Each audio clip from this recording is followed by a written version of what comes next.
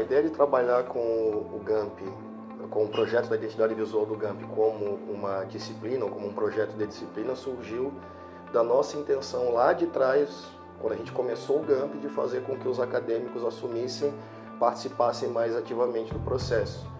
Naquela época nós fazíamos tudo, o corpo docente, né? A gente fazia o design, a gente fazia a comunicação visual, a gente fazia todo o processo, e para a gente isso era muito complexo, primeiro por questão de tempo, segundo porque acabava afastando um pouco os acadêmicos, né? E aí trazendo isso para a disciplina, os acadêmicos sentem-se fazendo parte do trabalho.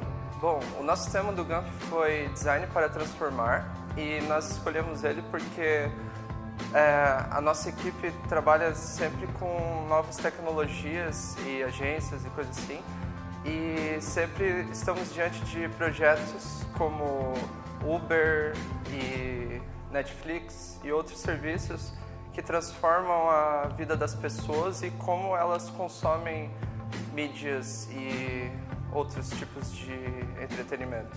A experiência de criar uma marca grande como o GAMP é de grande responsabilidade.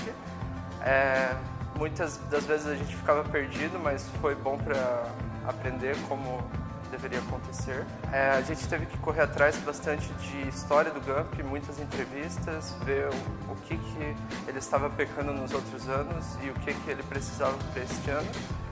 A gente escolheu sustentabilidade, primeiro porque foi uma ideia que um dos integrantes trouxe, né? Porque a gente também não tinha pensado muito bem nas outras ideias, mas era uma ideia boa no caso. Tipo, já tinha bastante informação e era uma coisa que a gente podia trabalhar, porque a ideia era tentar buscar os materiais e tentar trabalhar com eles. Por isso que meio que a gente não focou tanto na parte visual e sim dos materiais.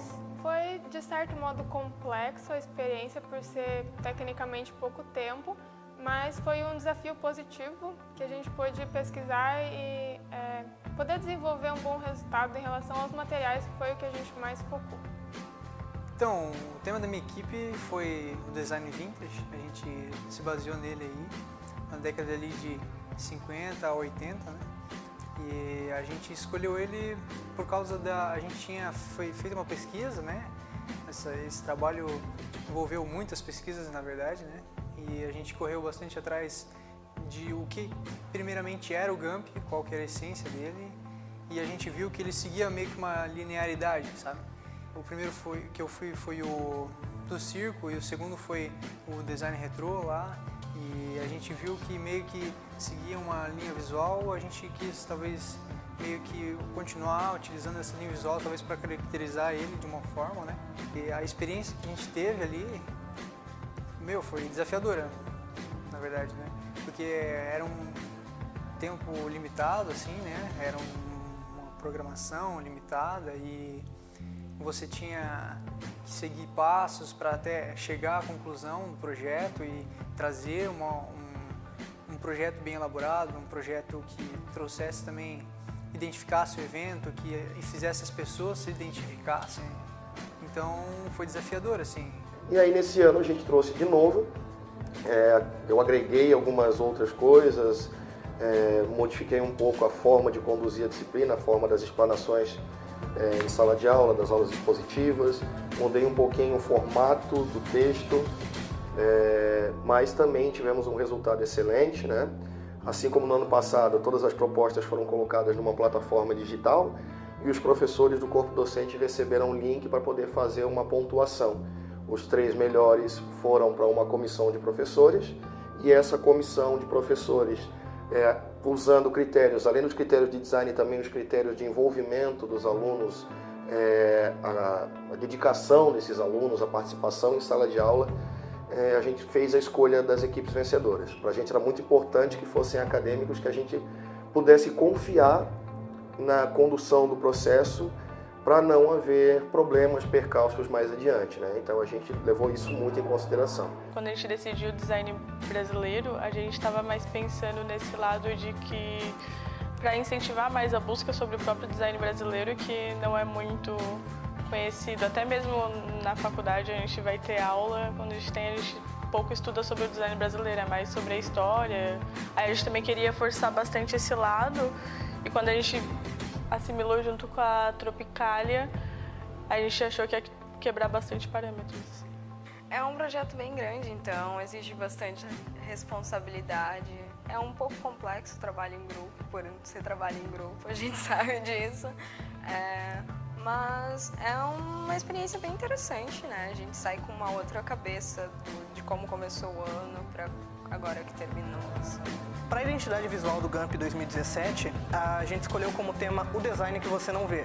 Então a gente escolheu trabalhar com 3 focos, que seria o design de experiência, o design emocional e o design invisível, que as 2 primeiras foram por causa da nossa experiência mesmo, que a gente achou que ia se encaixar de melhor modo, já que a gente queria proporcionar a melhor experiência possível para todo mundo, e a gente queria mexer com o emocional, a gente queria fazer um evento onde as pessoas que viessem aqui depois fossem para casa e lembrassem sempre daquela sensação de ter vindo no GAMP. Quanto à experiência de fazer o projeto, é bem desafiadora, né? Porque o GAMP, pelo menos para mim, eu imagino que para todo mundo da equipe, é o evento de design, né? É aquilo que a gente almeja quando a gente está estudando e todo ano a gente vai e vê a galera palestrando. Então, estar responsável por fazer uma alternativa para esse evento te traz uma responsabilidade que te deixa bem tenso em relação ao projeto.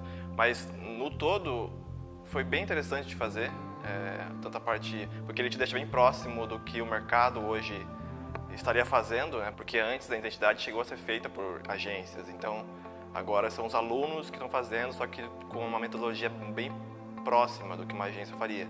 Então, te colocar nesse tipo de projeto, ele meio que te prepara para o mercado que você um dia pretende estar.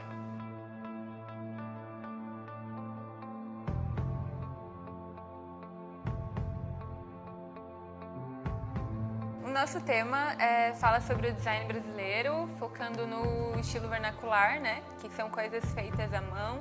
Nós escolhemos pois a gente percebe que muitas vezes as coisas feitas no Brasil não são valorizadas. E a gente estava lendo sobre o design brasileiro na época e veio a ideia disso, sabe? De olhar para os lados e perceber que a galera escutava música mais de fora, enfim, que a gente não via a galera sabendo o nome dos designers daqui, que não via a galera usando, sabe? Enfim, então a ideia era justamente valorizar o que a gente tem aqui, o que é feito aqui, quem faz, porque somos nós, né, de alguma forma.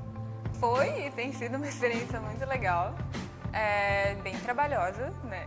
Então tem sido uma experiência de bastante crescimento, bastante aprendizado e acho que é uma coisa única, né? Tipo, é uma experiência, tipo, é um privilégio mesmo poder participar disso. Hoje eu cheguei na faculdade, tinha o nosso outdoor lá fora e acho que todo mundo que trabalha com criação, sabe, sente um amorzinho assim quando vê algo que você fez. As pessoas vêm falar, foi legal, achei legal a identidade e tal. E, enfim, é muito legal poder ter essa experiência na prática, assim, né, no dia a dia, ao vivo, e depois ter no portfólio e poder lembrar disso sempre e, enfim, pegar como uma referência para a vida depois também, né? Quase todas as propostas foram de altíssimo nível, assim, foram trabalhos excelentes, a gente está bem contente com os resultados que vem obtendo e a tendência é que essa dinâmica do design ser feito na disciplina de Projeto 2 permaneça aí por mais muitos e muitos anos.